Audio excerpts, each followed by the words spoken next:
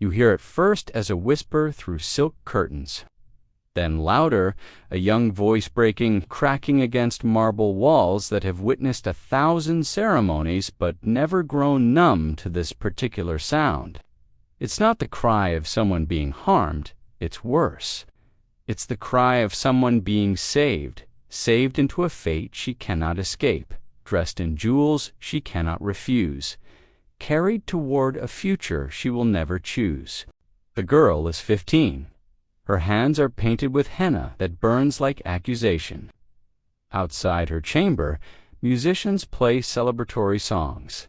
Inside, she cannot breathe, and somewhere behind locked doors, her mother, one of the most powerful women in 3 continents, turns her face away because even empresses have no power here. Before we uncover what happened in that room, I genuinely want to know, where in the world are you watching this from? It amazes me every single day that a truth buried for 4 centuries in Palace Archives now reaches people in every corner of the globe. Drop your location in the comments. This is Istanbul, 1613. The palace is Topkapi, nerve center of an empire stretching from Budapest to Baghdad, from Algiers to the Caspian Sea. The girl is Ake Sultan, daughter of Sultan Ahmed I, granddaughter of Mehdi III, blood of Osman himself. Her wedding is not tomorrow, it is tonight. And what you're hearing, that sound splitting through jasmine-scented darkness, is not a beginning. It's an ending.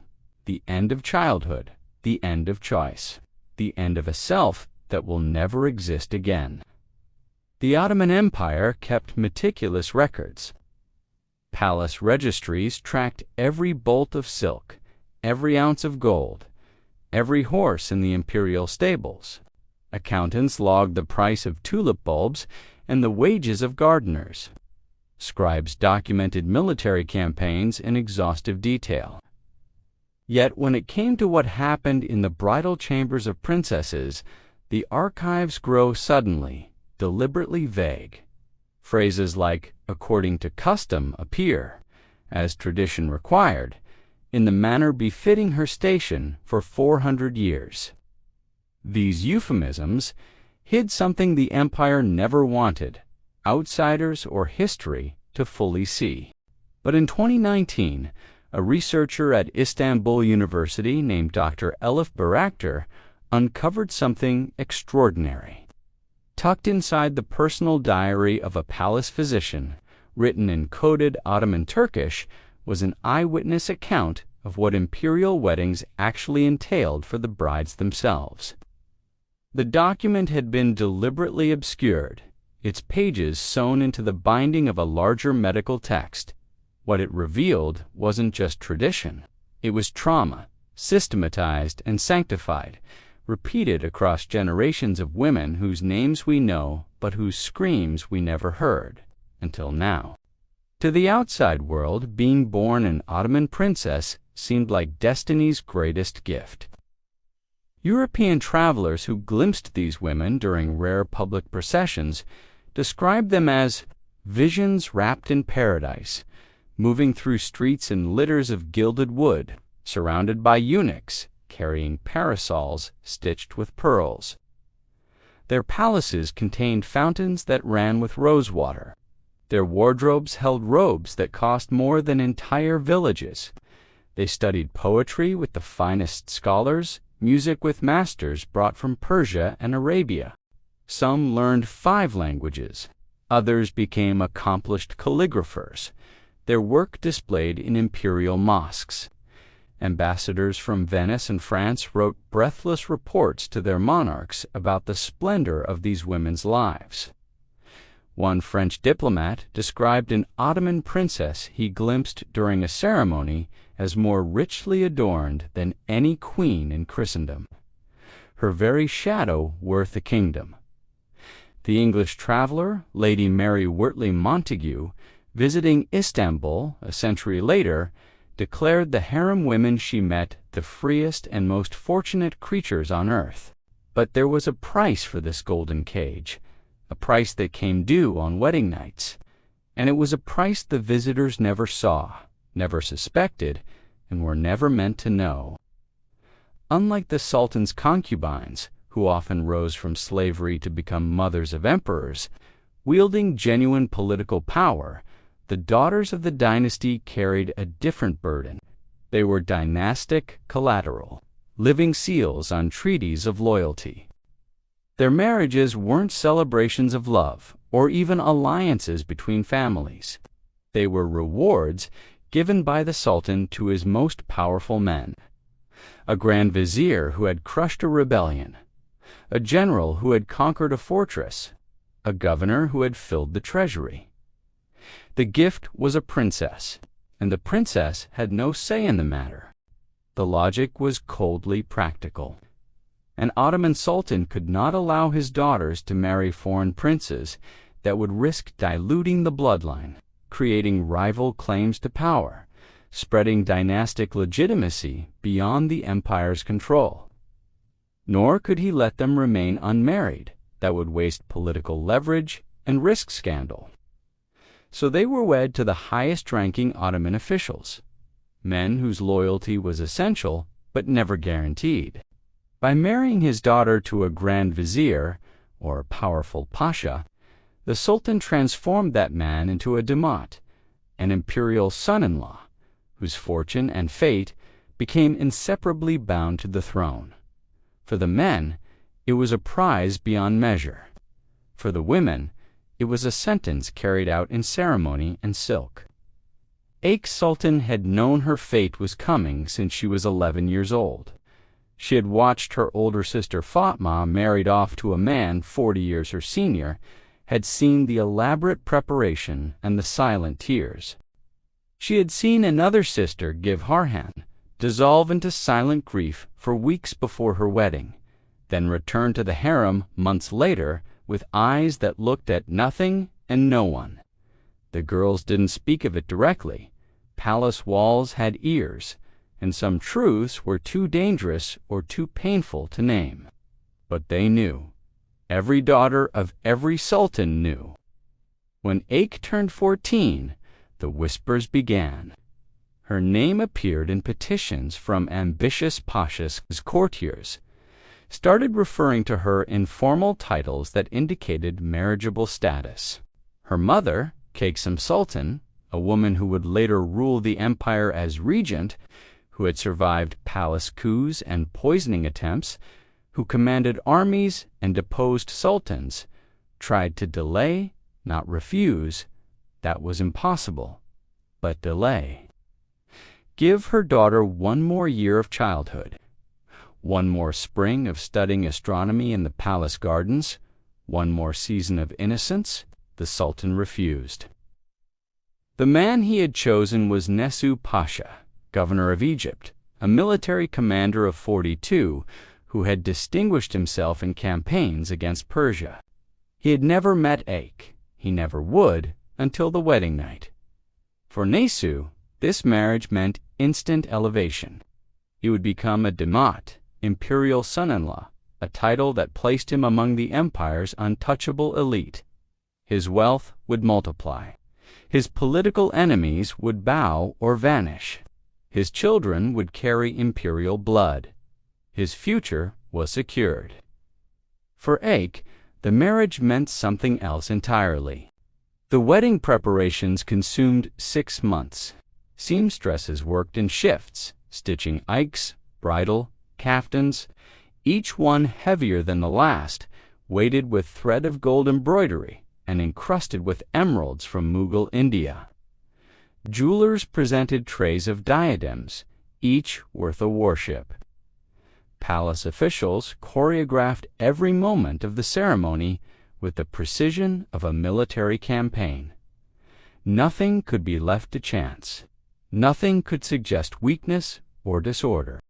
The wedding of an imperial daughter was not a private celebration. It was state propaganda, a demonstration to foreign ambassadors and domestic subjects alike that the Ottoman dynasty remained wealthy, powerful, and divinely blessed.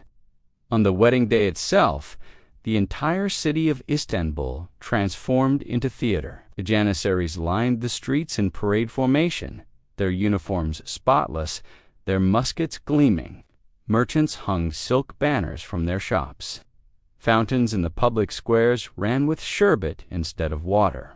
The procession from Topkapi to Nesu Pasha's palace stretched for 2 miles, musicians playing drums and Zurna's acrobats performing for the crowds, diplomats from 20 nations riding in hierarchical order. And at the center, barely visible through latticed windows, Aik herself, dressed in crimson and white, her face veiled so completely that even her eyes were hidden. Contemporary accounts describe the spectacle in breathless detail. The Venetian Bailo reported that the procession included 40 cartloads of gifts and dowry items. An Ottoman chronicler noted that the Sultan distributed 30,000 gold coins to the crowd. They catalogued the number of horses, the variety of sweets served at public feasts, the beauty of the bride's carriage, which was decorated with panels of mother-of pearl and silver. What they don't describe, what they carefully avoid mentioning, is what happened after the public celebration ended. After the last guest departed, after the musicians packed their instruments, after the doors closed and the bride was left alone with strangers whose task was to prepare her for the groom she'd never chosen. This is where Dr. Bayraktar's discovery becomes devastating. The palace physician's hidden account reveals that Ottoman imperial weddings included a ritual called the Bekare Teftiki, the verification ceremony. Before the marriage could be consummated, before the groom entered the bridal chamber, the princess underwent an examination by palace midwives and female physicians. This wasn't a gentle inspection. It was invasive, clinical, witnessed by multiple parties, including representatives of the groom's household, designed to certify virginity and reproductive capacity. The bride had no right to refuse, no right to privacy, no right even to cry too loudly, lest she embarrass the dynasty. And if any question arose, if any doubt was whispered, the consequences could be catastrophic, not for the groom, but for the girl, whose family's honor, whose entire bloodline's reputation, whose value as a political asset hung on her body's testimony. The physician's account is clinical, but not emotionless. He describes Aik as trembling so violently that the examination could barely proceed. He notes that one of the midwives, a woman who had served the imperial family for decades, wept silently during the process, an act of extraordinary courage since any display of sympathy could be interpreted as criticism of tradition. He records that afterward, Aik was given a sedative, opium mixed with wine, because she could not stop shaking because her breathing had become so rapid and shallow that they feared she might faint. The room where this happened was called the Gerdek Odasi, the bridal chamber. It was prepared with obsessive attention to beauty. Silk cushions embroidered with verses from love poems, braziers burning amber and oud. Rose petals scattered across carpets from Persia. Everything designed to suggest romance, pleasure, celebration. Everything except what actually transpired there.